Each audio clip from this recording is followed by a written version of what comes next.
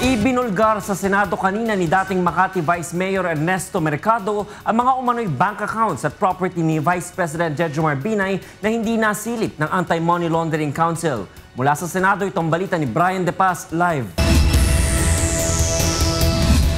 Brian, go ahead.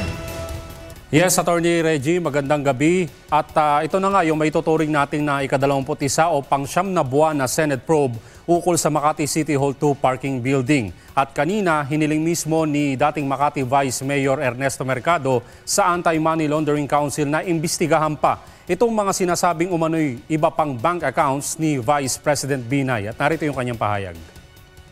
Ang aking panawagan ulit sa AMLA, magkaroon ho ng mas masusing imbestigasyon para ho lalo pang mapatunayan natin kung gaano pa karami yung pera nila sa abroad na hindi nakita ng AMLA.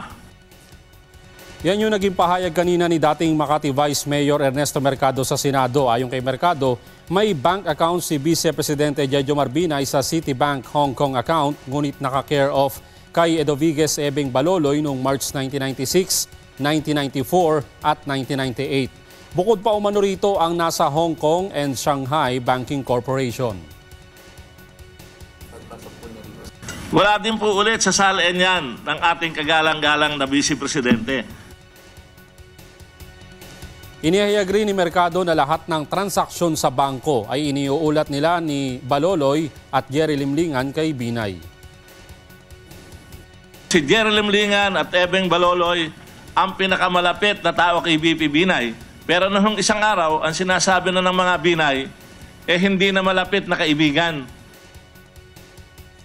Inihayag rin ni Mercado sa hearing kung paano siya inalok ng malaking halaga ng pera para itigil na niya ang pagtestigo.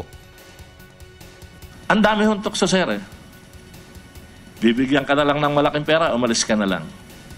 Kung mahina-hina ho ang loob ko, tinanggap ko na Pero hindi ko ho tinanggap ang anumang alok na pera sa akin ng kampo ni Vice President Binay.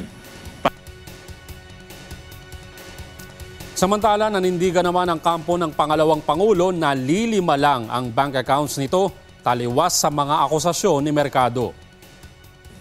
Hinahamon namin siya. Siya hindi marunong magbilang. No?